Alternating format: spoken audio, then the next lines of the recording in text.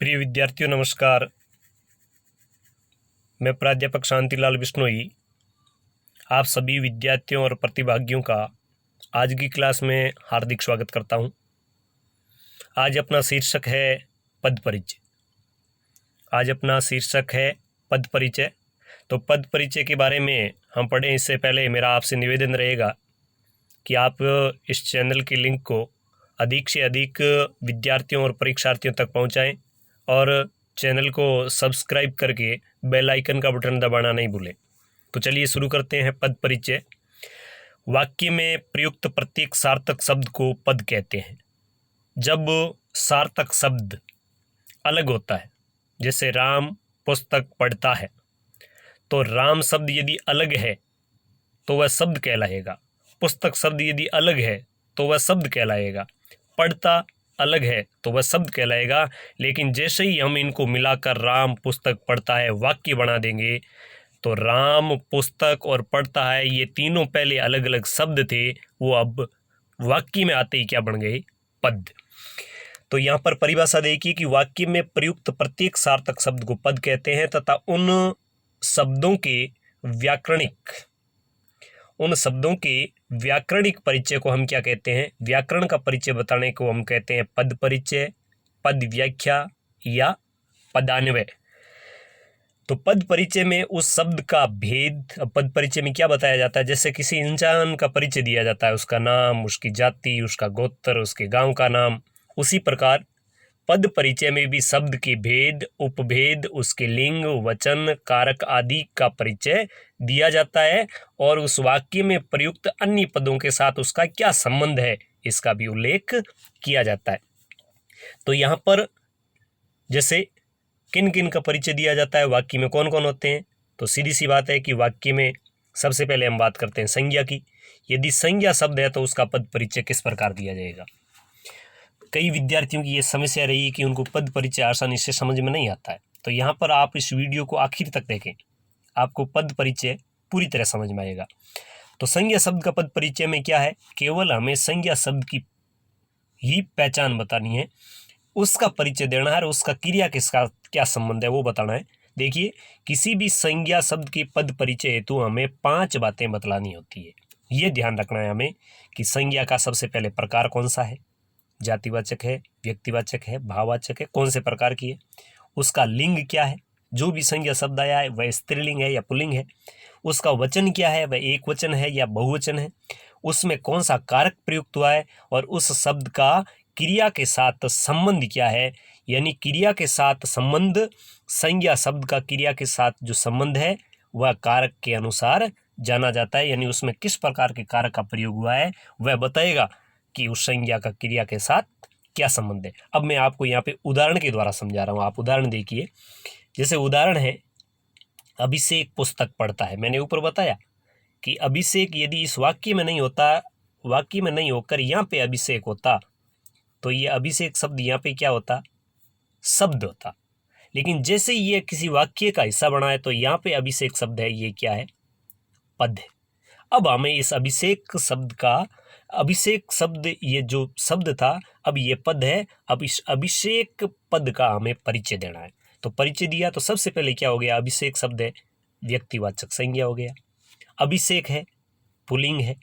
अभिषेक है, एक वचन है। अभिषेक है, इस वाक्य में करता है और क्या कर रहा है? वो पढ़ रहा है।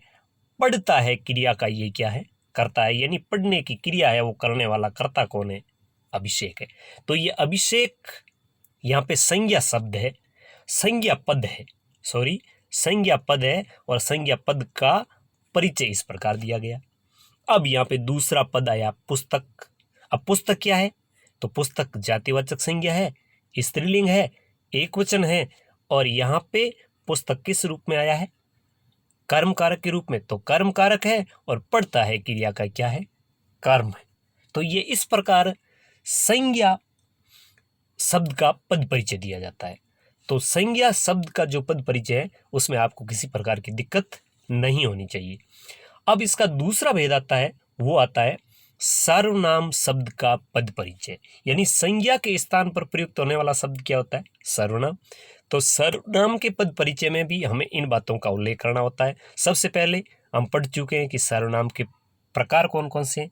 पुरुष सहित, पुरुष सहित का मतलब यहाँ पे है कि वह अन्य पुरुष का है, या फिर वह मध्यम पुरुष का है, या फिर वह उत्तम पुरुष का है। तो पुरुष बताना है वह किस लिंग का है, किस वचन का है, किस कारक का है और क्रिया के साथ उसका क्या संबंध है, ये हमें बताना है सर्वनाम शब्द के पद परिचय में। जैसे मैं उदाहरण दे रहा हूँ, मैं पुस्तक पढ़ता हूँ, तो यहाँ पर मैं शब्द है वो एक तरीके से यहाँ पे तो है पद, लेकिन है वो क्या, सर्वनाम है। और इसका परिचय किस प्रकार होगा, पुस्तक आगे है वो क्या है, कर्म है, और पढ़ता है वो आगे क्या है, क्रिया है। तो इनका पद परिचय कैसे होगा, देखिए। तो मैं क्या है, मैंने आपको पहले बताया कि सर्वनाम का जब भी अपन परिचय देंगे तो वह पुरुष सहित दिया जाएगा। वह परिचय कैसा होगा, पुरुष सहित होगा। कहने का तात्पर्य यह है कि वह कौन सा पुरुष है, तो देखो पुरुषवाचक सर्वनाम हो गया। अब कौन सा है, मैं उत्तम पुरुष में है। लिंग कौन सा है, पुल्लिंग है, एक वचन है, और पढ़ता हूं क्रिया का क्या है, करता है। अब पढ़ क्या रहा है, पुस्तक, तो पुस्तक शब्द का भी पद परिचय दिया जा सकता है, लेकिन पुस्तक शब्द का पद परिचय किसके अंतर्गत आएगा, सर्वनाम के अंतर्गत नहीं आएगा, वो किसके अंतर्गत आएगा, संज्ञा के अंतर्गत। अब संज्ञा और सर्वनाम के पद परिचय के बाद हम पद परिचय किसका दे रहे हैं, विशेषण शब्द का पद परिचय। अब विशेषण में क्या है कि विशेषण क्या होता है, सबसे पहले तो ये कि संज्ञा और सर्वनाम शब्दों की विशेषता बताने वाला शब्द क्या होता है, विशेषण। अब विशेषण के पद परिचय में हमें इन बातों का ध्यान रखना है। सबसे पहले विशेषण का प्रकार कौन सा है, वो किस प्रकार का विशेषण है, संख्यावाची है, गुणवाचक है, संकेतवाचक है, सार्वनामिक विशेषण है, किस प्रकार का है। फिर उसकी अवस्था बतानी है, वह मूल शब्द है, उसकी मूलावस्था है, मध्यम अवस्था है या उत्तरावस्था है, तो वह अवस्था बतानी है। उसका लिंग बताना है, उसका वचन बताना है, और विशेष्य के साथ उसका संबंध बताना है। कहने का तात्पर्य यह है कि विशेषण है वो जिसकी विशेषता बताता है, वो शब्द क्या होता है, वो शब्द होता है विशेष्य। और विशेषता बताने वाला शब्द क्या होता है, विशेषण। तो ये किसी भी वाक्य में दो शब्द होते हैं, जिस शब्द के द्वारा विशेषता बताई जाती है वो होता है विशेषण, और जिस शब्द की विशेषता बताई जाती है वो होता है विशेष्य। जैसे यहाँ पे आप देखिए, मैंने उदाहरण से समझाया कि वीर राम ने सब राक्षसों का वध कर दिया। उदाहरण देखिए, इस वाक्य में वीर क्या है, वीर शब्द है वो विशेषण है, क्या है, विशेषण है। आगे सब है वो भी क्या है, विशेषण। लेकिन इस विशेषण का विशेष्य तो है राम, वीर शब्द का विशेष्य राम है, जबकि सब का क्या है, राक्षस है। ये विशेषता बता रहे हैं कि राम कैसा है, वीर, और राक्षस कितने, सब। तो अब वीर शब्द है वो क्या है, वीर है वो गुणवाचक विशेषण है, वीरता बता रहा है। मूलावस्था इसलिए है कि वीर मूल शब्द है, इसके बाद में वीरता, वीरत्व, वीरोचित, आप कोई भी शब्द बना सकते हो। वीर शब्द पुल्लिंग है, एक वचन है, और राम विशेष्य के गुण का बोध करा रहा है। यहाँ पे वीर है वो विशेषण है, और विशेष्य किसका बोध करा रहा है, राम का। तो ये वीर का पद परिचय क्लियर हो गया। अब पद परिचय किसका है, सब का। तो सब क्या है, संख्यावाचक विशेषण है, और संख्यावाचक में अनिश्चित संख्यावाचक, इसके बारे में हम तय नहीं कर सकते कि सब कितने हैं। अब मूल अवस्था है सब का, सब मूल अवस्था हो गई, पुल्लिंग हो गया, बहुवचन हो गया सब, और राक्षसों विशेष्य की संख्या का बोध कराता है। तो ये सब का भी पद परिचय हो गया और वीर का भी पद परिचय हो गया। ये दोनों पद है वो किस प्रकार के थे, ये दोनों पद थे विशेषण। अब चौथा नंबर आता है क्रिया शब्द का पद परिचय। क्रिया शब्द के पद परिचय में क्या है कि हमें ये बताना है कि क्रिया का पहले तो प्रकार कौन सा है, अकर्मक क्रिया है, सकर्मक क्रिया है, प्रेरणार्थक क्रिया है, कौन सी है। उसके बाद हमें ये बताना है कि क्रिया में किस प्रकार का लिंग प्रयुक्त हुआ है। उसके बाद ये बताना है कि क्रिया का वचन कौन सा है। उसके बाद ये बताना है कि क्रिया में किस कारक का प्रयोग हुआ है, और प्रयुक्त वाक्य का अन्य के साथ संबंध क्या है, क्रियापद है उसका अन्य वाक्यों के साथ क्या संबंध है, यह हमें क्रिया शब्द के पद परिचय में बताना है। उदाहरण देखिए, राम ने रावण को बाण से मारा। उक्त वाक्य में मारा पद है वो क्या है, क्रिया। सीधी सी बात है, कर्ता के द्वारा जो काम किया जाता है वह क्रिया है। अब मारा है वह पद क्या है, क्रिया। अब इसकी आप परिभाषा दोगे, इसका पद परिचय दोगे तो इस प्रकार होगा, क्योंकि सबसे पहले तो ये क्रिया कैसी है, सकर्मक क्रिया है। क्यों? क्योंकि यहाँ पे बाण हो या रावण हो, ये दोनों क्या है? कर्म है। कर्ता कौन है? राम है। क्रिया क्या है? मारा है। तो सकर्मक क्रिया है और क्रिया कैसी है? मारना। पुल्लिंग है, एक वचन है, कर्तृवाच्य है। क्यों? क्योंकि कर्ता के द्वारा काम किया जा रहा है और मारा है इसका लिंग वचन और पुरुष किसके अनुसार आ रहा है? कर्ता के अनुसार। यानी क्रिया का सीधा प्रभाव यदि कर्ता पर पड़ रहा है तो वह वाक्य कौन सा होता है? कर्तृवाच्य। हमने पीछे की वीडियो में पढ़ा है, यदि आप चाहें तो वहां जाके क्लियर कर सकते हैं कर्तृवाच्य क्या है। अब यहाँ पे सकर्मक क्रिया होगी, पुल्लिंग होगी, एक वचन होगी, कर्तृवाच्य हो गया, और मारा मतलब बात भूतकाल की होगी तो भूतकाल हो गया। मारा क्रिया का कर्ता कौन है? राम है।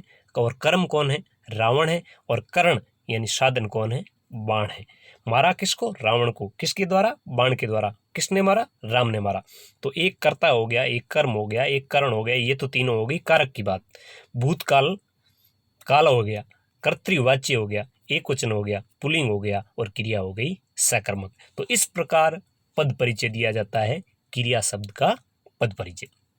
अब अपन आगे पढ़ते हैं, अव्यय शब्द का पद परिचय कैसे दिया जाता है। तो अव्यय शब्द है, अव्यय जिसको अपन अविकारी कहते हैं, क्योंकि अव्यय का अर्थ होता है जिसमें से कुछ खर्च नहीं हो, और अविकारी का मतलब यह होता है कि जिसमें कोई विकार नहीं हो। कहने का आशय यह है कि जिसमें लिंग, वचन, कारक और काल बदलने पर भी उनमें कोई प्रकार का परिवर्तन नहीं आता है, तो उनको कहा जाता है अविकारी शब्द। और विकारी शब्द कौन से थे? संज्ञा, सर्वनाम, क्रिया और विशेषण, ये अविकारी थे।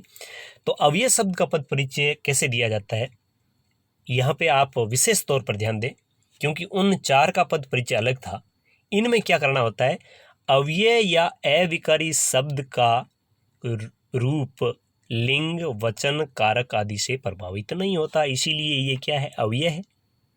अतः इनके पद परिचय में केवल अव्यय शब्द के प्रकार का ही परिचय दिया जाता है। यहाँ हमें न तो उसका लिंग बताना है, न हमें पुरुष बताना है, न हमें वचन बताना है, न हमें कारक बताना है। क्यों?